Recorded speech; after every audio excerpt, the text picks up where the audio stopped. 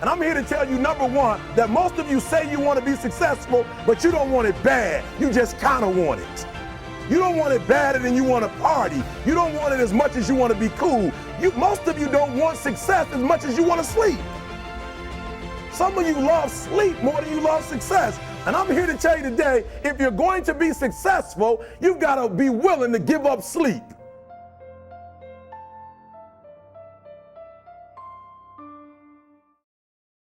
So if you want to make six figures, you can't just be talking about you want to make six figures. You hear what I'm saying to you tonight? If you do the three things I tell you to do tonight, I guarantee you, whatever it is you want to do in life, you'll be able to do. You will be able to accomplish whatever you want to academically, financially, relationally, whatever. So three things. All right, now I'm going to tell you the story. I got to get out of here. And the story is about, you guys have probably heard about this before. It was a young man who, he wanted to make a lot of money, and so he went to this guru, right? He told the guru, I want to be on the same level you on. And so the guru said, if you want to be on the same level I'm on, I'll meet you tomorrow at the beach at 4 a.m. He like, the beach? I said, I want to make money. I don't want to swim. Guru said, if you want to make money, I'll meet you tomorrow, 4 a.m. So the young man got there at 4 a.m. He all ready to rock and roll, got on the suit, should have wore shorts. The old man grabs his hand and said, how bad do you want to be successful? He said, real bad. He said, walk on out in the water. So he walks out into the water. Watch this. When he walks out into the water, it goes waist deep. So he's like, this guy crazy. Like, I want to make money. He got me out here swimming. I didn't ask to be a lifeguard. I want to make money. He got me in. So he said, come out a little further. Walked out a little further. Then he had it right around this area. So this old man crazy. He's making money, but he crazy. He said, come on out a little further. Came out a little further. It was right at his mouth. My man like, I'm about to go back in here. This guy is mine. He said, I got a question for you. Somebody answer the question for me. He said, when you were underwater, what did you want to do? He told the guy, he said, when you want to succeed as bad as you want to breathe, then you'll be successful. I don't know how many of y'all got asthma in here today, but if you ever had an asthma attack before, you short of breath, SOB, shortness of breath. The only thing you trying to do is get some air. You don't care about no basketball game. You don't care what's on TV. You don't care about nobody calling you. You don't care about a party. The only thing you care about when you're trying to breathe is to get some fresh air. That's it. And when you get to the point where all you want to do is be successful as bad as you want to breathe, then you'll be successful. And I'm here to tell you, number one, that most of you say you want to be successful, but you don't want it bad. You just kind of want it. You don't want it badder than you want to party. You don't want it as much as you want to be cool. Most of you don't want success as much as you want to sleep. Some of you love sleep more than you love success. And I'm here to tell you today, if you're going to be successful, you've got to be willing to give up sleep. You got to be willing to work off for 3 hours of sleep, 2 hours. If you really want to be successful, some days you're going to have to stay up 3 days in a row. Because if you go to sleep, you might miss the opportunity to be successful. That's how bad you got to want it. You got to go days without, listen to me, you got to want to be successful so bad that you forget to eat.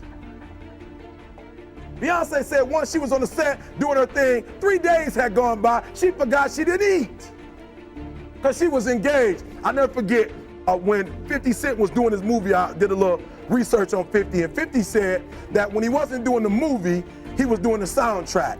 And they said, when do you sleep, 50? Sleep, he said, sleep. Sleep is for those people who are broke. I don't sleep. He said, I got an opportunity to make a dream become a reality. Football players, how many football players? Got anybody like football in here? Raise your hand. Anybody like football? Emmitt Smith. I used to be a Cowboy fan before they did my boy Tom Landry wrong. I used to be a Cowboy fan. And watch this, there was a commercial. Emmitt Smith had won his first Super Bowl, and he had this commercial when he was lifting weights. I don't know if you saw the commercial when he was lifting, and Emmitt said, you know what? I won the Super Bowl, so I can rest now. He was doing his bench press. So he said, I won the Super Bowl, so I can rest now. So he throws up about 325, boom, and he rests for about 2 seconds. Did you see that? He'd already won a Super Bowl. He said, I think I'm gonna take a rest, and he rests for how long? 1 second. Most of you won't be successful because when you're studying and you get tired, you quit. And I'm here to tell you today, if you got somebody came to my office the other day crying, I said, look, don't cry to give up, cry to keep going. Don't cry to quit. You already in pain, you already hurt, get a reward from it. Don't go to sleep until you succeed. Listen to me, I'm here to tell you today that you can come here, you can jump up, you can do flips, you can be excited when we give away money, but listen to me, you'll never be successful until I don't have to give you a dime to do what you do. You won't be successful until you say, I don't need that money, because I got it in here. So listen to me, Emmett Smith said this at the end of the commercial. Emmett Smith said, all men are created equal, some work harder in preseason.